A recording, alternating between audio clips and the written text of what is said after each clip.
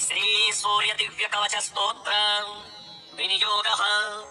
ओम अस्य श्री सूर्य नारायण दिव्य कवच स्तोत्र महामंत्रस्य हिरण्यगर्भ ऋषिः अनुष्टुप् छन्दः। श्री सूर्य नारायणो देवता सोम बीजं यां शक्तिः यां कीलकं श्री सूर्य नारायण प्रसाद सिद्ध्यर्थे जपे विनियोगः। करन्यासः। ओम श्री सूर्य नारायणाय अंगुष्ठाभ्यां नमः। पद्मिनी वल्लभाय तर्जनीभ्यां नमः। दिवाकराय मध्यमाभ्यां नमः। भास्कराय अनामिकाभ्यां नमः। मार्ताण्डाय कनिष्ठिकाभ्यां नमः। आदित्याय करतलकरपृष्ठाभ्यां नमः। हृदयन्यासः। लोकत्रयेति दिग्बन्धः। ध्यानम् त्रिमूर्तिरूपं विश्वेशं शूलमुद्गरधारिणम् हिरण्यवर्णं सुमुखम् छायायुक्तं रविं भजे। भास्करो मे शिरः पातु ललाटं लोकबान्धवः। कपोलौ त्रयीमयः पातु नासिकां विश्वरूपभृत्। नेत्रे चाधोक्षजः पातु कण्ठं सप्ताश्ववाहनः। मार्ताण्डो मे भुजौ पातु कक्षौ पातु दिवाकरः। पातु मे हृदयं पूषा वक्षः पातु तमोहरः। कुक्षिं मे पातु मिहरो नाभिं वेदान्तगोचरः। द्युमणिर्मे कटिं पातु गुह्यं मे अब्जबान्धवः। पातु मे जानुनी सूर्यो ओरोपात्मरु विक्रमः। चित्तभानुः सदा पातु जानुनी पद्मिनी प्रियः।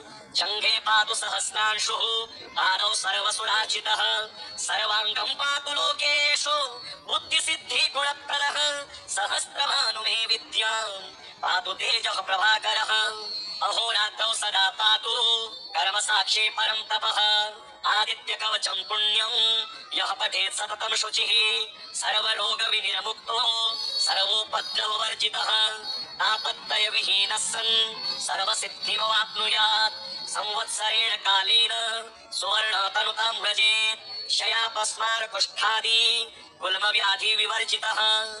सूर्यप्रसाद सिद्धात्मा सर्वाभीष्टफलं लभेत्। आदित्यवासरे स्नात्वा कृत्वा पायसमुत्तमम् अर्कपत्रे तु निक्षिप्य दानं कुर्यात् विचक्षणः। एकभुक्तं व्रतं सम्यक् संवत्सरमथाचरेत्। पुत्रपौत्रान् लभेल्लोके चिरञ्जीवी भविष्यति। स्वरभूर्भुवरोगीति दिग्विमोकः। इति श्री हिरण्यगर्भ संहितायां श्री सूर्य नारायण दिव्य कवच स्तोत्रं श्री सूर्य नारायणार्पणमस्तु। श्री सूर्य दिव्य कवच स्तोत्रं विनियोगः। ओम अस्य श्री सूर्य नारायण दिव्य कवच स्तोत्र महामंत्रस्य हिरण्यगर्भ ऋषिः अनुष्टुप् छन्दः। श्री सूर्य नारायणो देवता सोम बीजं यां शक्तिः यां कीलकं श्री सूर्य नारायण प्रसाद सिद्ध्यर्थे जपे विनियोगः। करन्यासः। ओम श्री सूर्य नारायणाय अंगुष्ठाभ्यां नमः। पद्मिनी वल्लभाय तर्जनीभ्यां नमः। दिवाकराय मध्यमाभ्यां नमः। भास्कराय अनामिकाभ्यां नमः। मार्ताण्डाय कनिष्ठिकाभ्यां नमः। आदित्याय करतलकरपृष्ठाभ्यां नमः। हृदयन्यासः। लोकत्रयेति दिग्बन्धः। ध्यानम् त्रिमूर्तिरूपं विश्वेशं शूलमुद्गरधारिणम् हिरण्यवर्णं सुमुखम् छायायुक्तं रविं भजे। भास्करो मे शिरः पातु ललाटं लोकबान्धवः। कपोलौ त्रयीमयः पातु नासिकां विश्वरूपभृत्। नेत्रे चाधोक्षजः पातु कण्ठं सप्ताश्ववाहनः। मार्ताण्डो मे भुजौ पातु कक्षौ पातु दिवाकरः। पातु मे हृदयं पूषा वक्षः पातु तमोहरः। कुक्षिं मे पातु मिहरो नाभिं वेदान्तगोचरः। द्युमणिर्मे कटिं पातु गुह्यं मे अब्जबान्धवः। पातु मे जानुनी सूर्यो ओरोपात्मरु विक्रमः। चित्तभानुः सदा पातु जानुनी पद्मिनी प्रियः।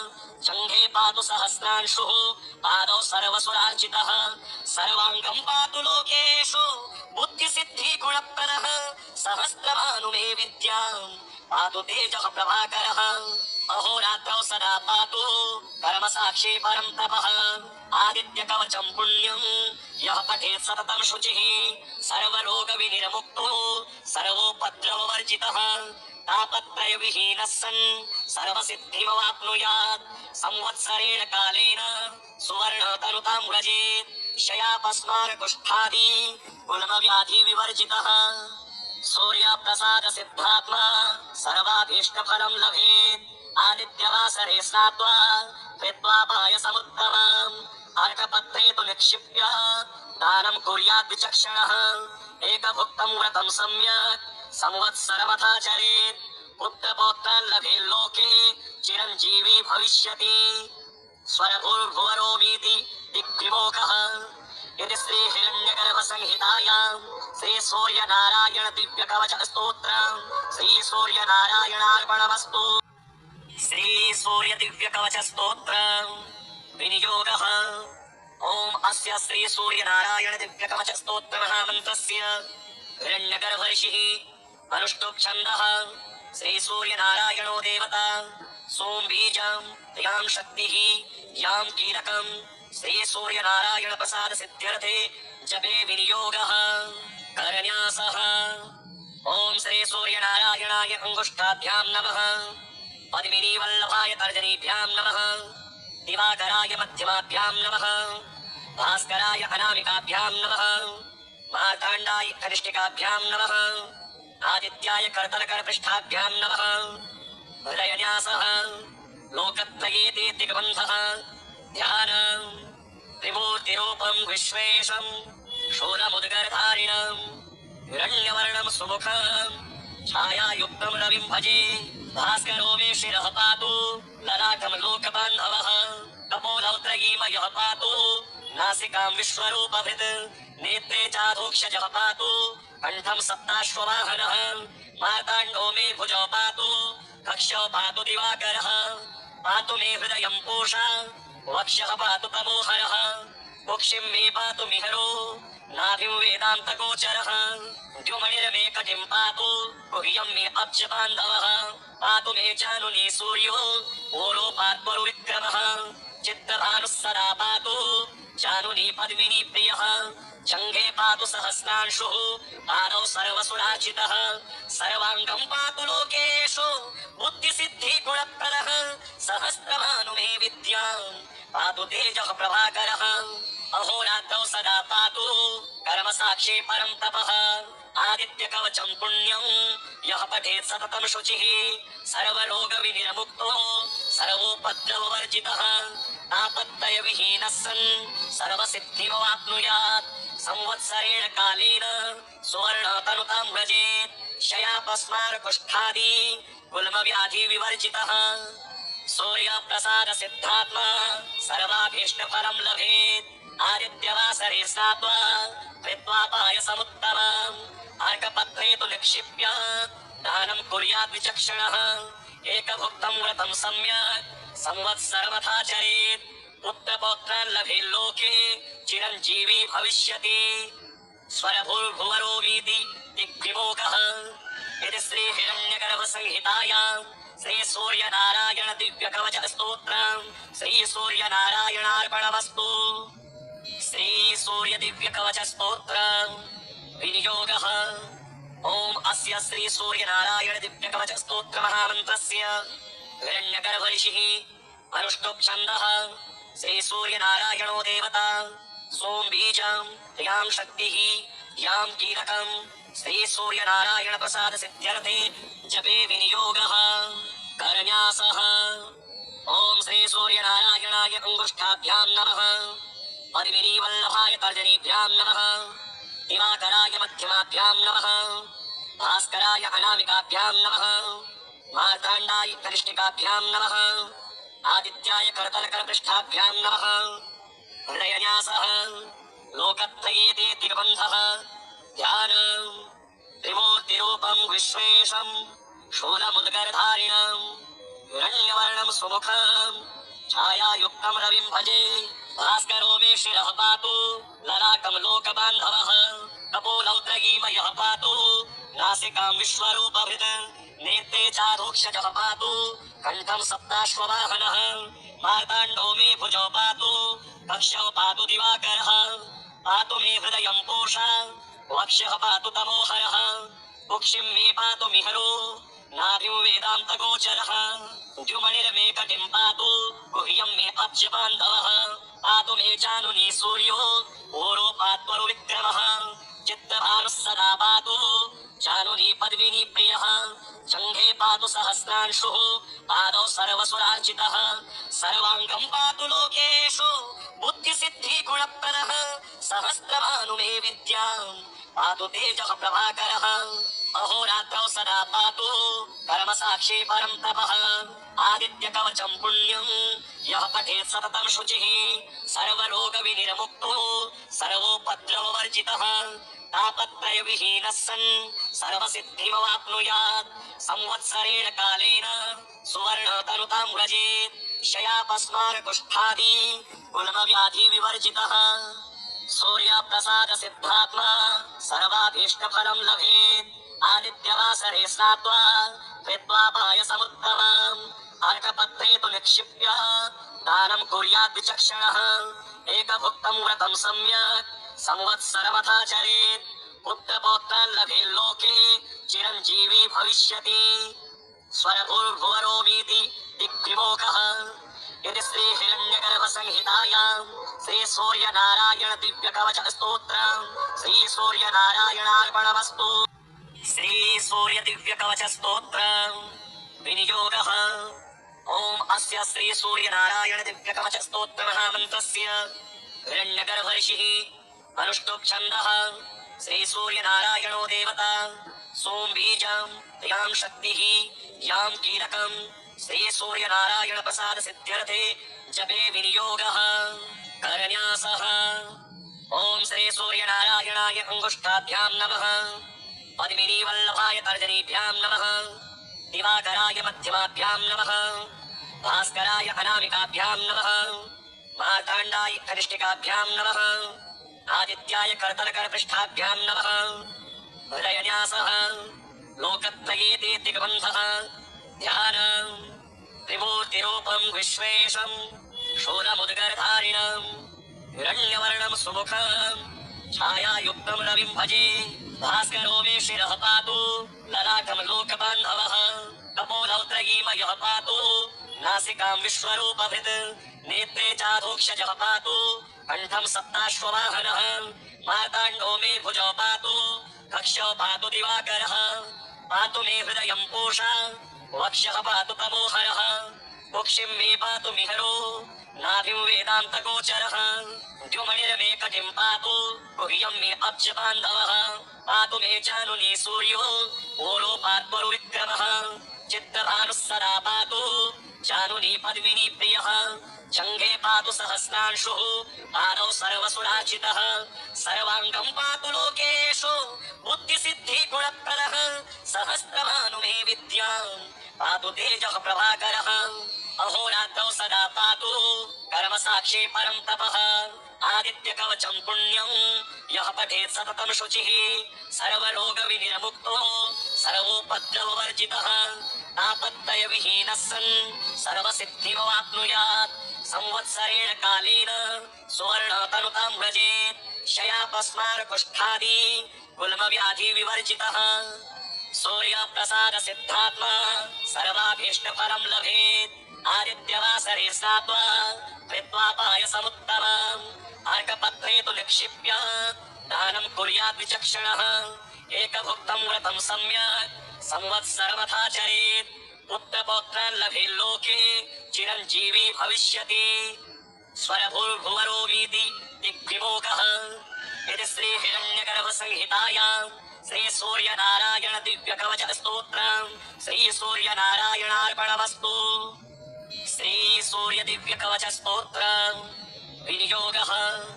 ओम अस्य श्री सूर्य नारायण दिव्य कवच स्तोत्र महामन्त्रस्य हिरण्यगर्भ ऋषिः अनुष्टुप् छन्दः श्री सूर्य नारायणो देवता सोम बीजं यां शक्तिः यां कीलकं श्री सूर्य नारायण प्रसाद सिद्ध्यर्थे जपे विनियोगः। करन्यासः। ओम श्री सूर्य नारायणाय अंगुष्ठाभ्यां नमः पद्मिनी वल्लभाय तर्जनीभ्यां नमः दिवाकराय मध्यमाभ्यां नमः भास्कराय अनामिकाभ्यां नमः मार्ताण्डाय कनिष्ठिकाभ्यां नमः आदित्याय करतलकरपृष्ठाभ्यां नमः हृदयन्यासः।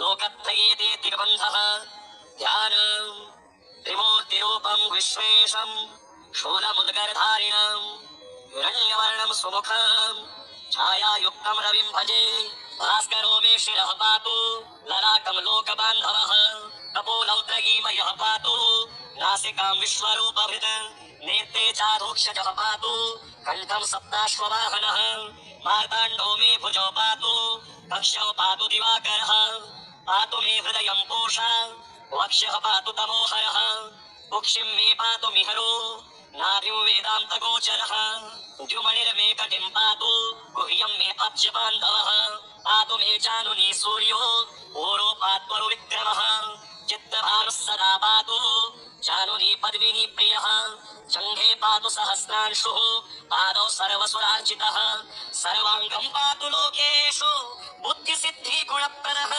सहस्रभानु मे विद्याम् पातु तेजः प्रभाकरः अहोरात्रौ सदा पातु परमसाक्षी परं तपः आदित्यकवचम् पुण्यम् यः पठेत् सततं शुचिः सर्वरोगविनिर्मुक्तो सर्वोपद्रववर्जितः तापत्रयविहीनः सन् सर्वसिद्धिमवाप्नुयात् संवत्सरेण कालेन सुवर्णतनुतां व्रजेत् शयापस्मारकुष्ठादि गुल्मव्याधिविवर्जितः सूर्यप्रसाद सिद्धात्मा सर्वाभीष्टफलं लभेत् आदित्यवासरे स्नात्वा कृत्वा पायसमुत्तमम् अर्कपत्रे तु निक्षिप्य दानं कुर्यात् विचक्षणः एकभुक्तं व्रतं सम्यक् संवत्सरमथाचरेत् पुत्रपौत्रान् लभेत् लोके चिरञ्जीवी भविष्यति स्वरभूर्भुवरोमीति दिग्विमोकः यदि श्री हिरण्यगर्भ संहितायां श्री सूर्य नारायण दिव्य कवच स्तोत्रम्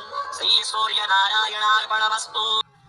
श्री सूर्य दिव्य कवच स्तोत्रम् विनियोगः ओम अस्य श्री सूर्य नारायण दिव्य कवच स्तोत्र महामन्त्रस्य हिरण्यगर्भ ऋषिः अनुष्टुप् छन्दः श्री सूर्य नारायणो देवता सोम बीजम् यां शक्तिः यां कीलकम् श्री सूर्य नारायण प्रसाद सिद्ध्यर्थे जपे विनियोगः करन्यासः ओम श्री सूर्य नारायणाय अंगुष्ठाभ्यां नमः पद्मिनी वल्लभाय तर्जनीभ्यां नमः दिवाकराय मध्यमाभ्यां नमः भास्कराय अनामिकाभ्यां नमः मार्ताण्डाय कनिष्ठिकाभ्यां नमः आदित्याय करतलकरपृष्ठाभ्यां नमः हृदयन्यासः लोकत्रये ते दिग्बन्धः ध्यानम् त्रिमूर्तिरूपम् विश्वेशम् शूलमुद्गरधारिणम् हिरण्यवर्णम् सुमुखम् छायायुक्तम् रविम् भजे भास्करो मे शिरः पातु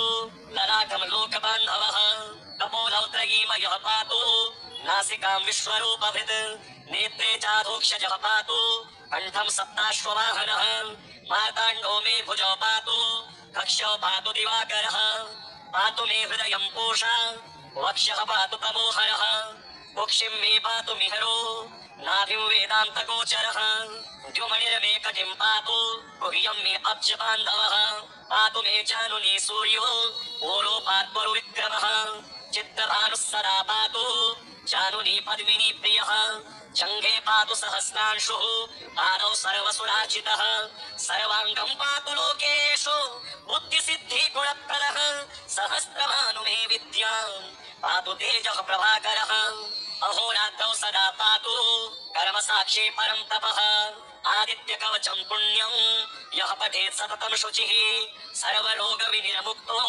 सर्वोपद्रववर्जितः तापत्रयविहीनः सन् सर्वसिद्धिमवाप्नुयात् संवत्सरेण कालेन सुवर्णतनुतां व्रजेत् शयापस्मारकुष्ठादि गुल्मव्याधिविवर्जितः सूर्यप्रसाद सिद्धात्मा सर्वाभीष्टफलं लभेत् आदित्यवासरे स्नात्वा कृत्वा पायसमुत्तमम् अर्कपत्रे तु निक्षिप्य दानं कुर्यात् विचक्षणः एकभुक्तं व्रतं सम्यक् संवत्सरमथाचरेत् पुत्रपौत्रान् लभेत् लोके चिरञ्जीवी भविष्यति स्वरभूर्भुवरोमीति दिग्विमोकः यदि श्री हिरण्यगर्भ संहितायां श्री सूर्य नारायण दिव्य कवच स्तोत्रम् श्री सूर्य नारायणार्पणमस्तु। श्री सूर्य दिव्य कवच स्तोत्रम् विनियोगः ओम अस्य श्री सूर्य नारायण दिव्य कवच स्तोत्र महामंत्रस्य हिरण्यगर्भ ऋषिः अनुष्टुप् छन्दः श्री सूर्य नारायणो देवता सोम बीजं यां शक्तिः यां कीलकं श्री सूर्य नारायण प्रसाद सिद्ध्यर्थे जपे विनियोगः करन्यासः ओम श्री सूर्य नारायणाय अंगुष्ठाभ्यां नमः पद्मिनी वल्लभाय तर्जनीभ्यां नमः दिवाकराय मध्यमाभ्यां नमः भास्कराय अनामिकाभ्यां नमः मार्ताण्डाय कनिष्ठिकाभ्यां नमः आदित्याय करतलकरपृष्ठाभ्यां नमः हृदयन्यासः लोकत्रयेते दिग्बन्धः ध्यानं त्रिमूर्तिरूपं विश्वेशं शूलमुद्गरधारिणं हिरण्यवर्णं सुमुखं छायायुक्तं रविं भजे भास्करो मे शिरः पातु ललाटं लोकबान्धवः कपोलौद्रगीमयः पातु नासिकां विश्वरूपभृत् नेत्रे चारुक्षजः पातु कण्ठं सप्ताश्ववाहनः मार्ताण्डो मे भुजौ पातु कक्षौ पातु दिवाकरः पातु मे हृदयं पूषा वक्ष्यः पातु तमोहरः कुक्षिं मे पातु मिहरो नाभिं वेदान्तगोचरः द्युमणिर्मे कटिं पातु गुह्यं मे अब्जबान्धवः पातु मे चानुनी सूर्यो ओरोपात्वरुविक्रमः चित्तभानुः सदा पातु चानुनी पद्मिनी प्रियः जङ्घे पातु सहस्रांशुः पादौ सर्वसुरार्चितः सर्वाङ्गं पातु लोकेषु बुद्धिसिद्धिगुणप्रदः सहस्रभानु मे विद्यां पातु तेजः प्रभाकरः अहोरात्रौ सदा पातु कर्मसाक्षी परं तपः आदित्यकवचं पुण्यं यः पठेत् सततं शुचिः सर्वरोगविनिर्मुक्तो सर्वोपद्रववर्जितः तापत्रयविहीनः सन् सर्वसिद्धिमवाप्नुयात् संवत्सरेण कालेन सुवर्णतनुतां व्रजेत् शयापस्मारकुष्ठादि गुल्मव्याधिविवर्जितः सूर्यप्रसाद सिद्धात्मा सर्वाभीष्टफलं लभेत् आदित्यवासरे स्नात्वा कृत्वा पायसमुत्तमम् अर्कपत्रे तु निक्षिप्य दानं कुर्यात् विचक्षणः एकभुक्तं व्रतं सम्यक् संवत्सरमथाचरेत् पुत्रपौत्रान् लभेल्लोके चिरञ्जीवी भविष्यति स्वरभूर्भुवरोमीति दिग्विमोकः इति श्री हिरण्यगर्भ संहितायां श्री सूर्य नारायण दिव्य कवच स्तोत्रं श्री सूर्य नारायणार्पणमस्तु। श्री सूर्य दिव्य कवच स्तोत्रं विनियोगः ओम अस्य श्री सूर्य नारायण दिव्य कवच स्तोत्र महामंत्रस्य हिरण्यगर्भ ऋषिः अनुष्टुप् छन्दः श्री सूर्य नारायणो देवता सोम बीजं यां शक्तिः यां कीलकं श्री सूर्य नारायण प्रसाद सिद्ध्यर्थे जपे विनियोगः करन्यासः ओम श्री सूर्य नारायणाय अंगुष्ठाभ्यां नमः पद्मिनी वल्लभाय तर्जनीभ्यां नमः दिवाकराय मध्यमाभ्यां नमः भास्कराय अनामिकाभ्यां नमः मार्ताण्डाय कनिष्ठिकाभ्यां नमः आदित्याय करतलकरपृष्ठाभ्यां नमः हृदयन्यासः लोकत्रयेते दिग्बन्धः ध्यानं त्रिमूर्तिरूपं विश्वेशं शूलमुद्गरधारिणं हिरण्यवर्णं सुमुखं छायायुक्तं रविं भजे भास्करो मे शिरः पातु ललाटं लोकबान्धवः कपोलौद्रगीमयः पातु नासिकां विश्वरूपभृत् नेत्रे चाधोक्षजः पातु कण्ठं सप्ताश्ववाहनः मार्ताण्डो मे भुजौ पातु कक्षौ पातु दिवाकरः पातु मे हृदयं पूषा वक्ष्यः पातु तमोहरः कुक्षिं मे पातु मिहरो नाभिं वेदान्तगोचरः द्युमणिर्मे कटिं पातु गुह्यं मे अब्जबान्धवः पातु मे चानुनी सूर्यो ओरोपात्वरुविक्रमः चित्तभानुः सदा पातु चानुनी पद्मिनी प्रियः जङ्घे पातु सहस्रांशुः पादौ सर्वसुरार्चितः सर्वाङ्गं पातु लोकेषु बुद्धिसिद्धिगुणप्रदः सहस्रभानु मे विद्यां पातु तेजः प्रभाकरः अहोरात्रौ सदा पातु कर्मसाक्षी परं तपः आदित्यकवचं पुण्यं यः पठेत् सततं शुचिः सर्वरोगविनिर्मुक्तो सर्वोपद्रववर्जितः तापत्रयविहीनः सन् सर्वसिद्धिमवाप्नुयात् संवत्सरेण कालेन सुवर्णतनुतां व्रजेत् शयापस्मार कुष्ठादि गुल्म व्याधि विवर्जितः सूर्यप्रसाद सिद्धात्मा सर्वाभीष्ट फलं लभेत् आदित्यवासरे स्नात्वा कृत्वा पायसमुत्तमम् अर्कपत्रे तु निक्षिप्य दानं कुर्यात् विचक्षणः एकभुक्तं व्रतं सम्यक् संवत्सरमथाचरेत् पुत्रपौत्रान् लभेल्लोके चिरञ्जीवी भविष्यति स्वरभूर्भुवरो वीति दिग्विमोकः इति श्री हिरण्यगर्भ संहितायां श्री सूर्य नारायण दिव्य कवच स्तोत्रं श्री सूर्य नारायणार्पणमस्तु। श्री सूर्य दिव्य कवच स्तोत्रं विनियोगः। ओम अस्य श्री सूर्य नारायण दिव्य कवच स्तोत्र महामन्त्रस्य हिरण्यगर्भ ऋषिः अनुष्टुप् छन्दः श्री सूर्य नारायणो देवता सोम बीजं यां शक्तिः यां कीलकं श्री सूर्य नारायण प्रसाद सिद्ध्यर्थे जपे विनियोगः। करन्यासः। ओम श्री सूर्य नारायणाय अंगुष्ठाभ्यां नमः पद्मिनी वल्लभाय तर्जनीभ्यां नमः दिवाकराय मध्यमाभ्यां नमः भास्कराय अनामिकाभ्यां नमः मार्ताण्डाय कनिष्ठिकाभ्यां नमः आदित्याय करतलकरपृष्ठाभ्यां नमः। हृदयन्यासः।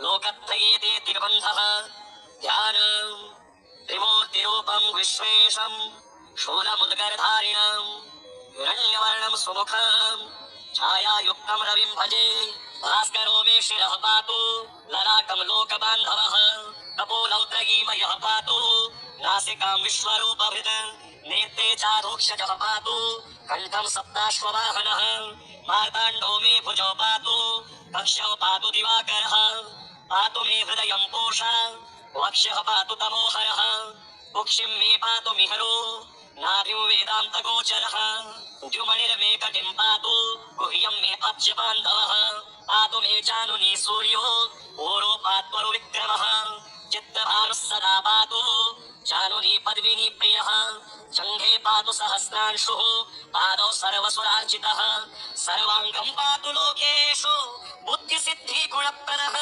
सहस्रभानु मे विद्यां पातु तेजः प्रभाकरः अहोरात्रौ सदा पातु कर्मसाक्षी परं तपः आदित्यकवचं पुण्यं यः पठेत् सततं शुचिः सर्वरोगविनिर्मुक्तो सर्वोपद्रववर्जितः तापत्रयविहीनः सन् सर्वसिद्धिमवाप्नुयात् संवत्सरेण कालेन सुवर्णतनुतां व्रजेत् शयापस्मारकुष्ठादि गुल्मव्याधि विवर्जितः सूर्यप्रसाद सिद्धात्मा सर्वाभीष्टफलं लभेत् आदित्यवासरे स्नात्वा कृत्वा पायसमुत्तमम् अर्कपत्रे तु निक्षिप्य दानं कुर्यात् विचक्षणः एकभुक्तं व्रतं सम्यक् संवत्सरमथाचरेत् पुत्रपौत्रान् लभेल्लोके चिरञ्जीवी भविष्यति स्वरभूर्भुवरोमीति दिग्विमोकः इति श्री हिरण्यगर्भ संहितायां श्री सूर्य नारायण दिव्य कवच स्तोत्रं श्री सूर्य नारायणार्पणमस्तु।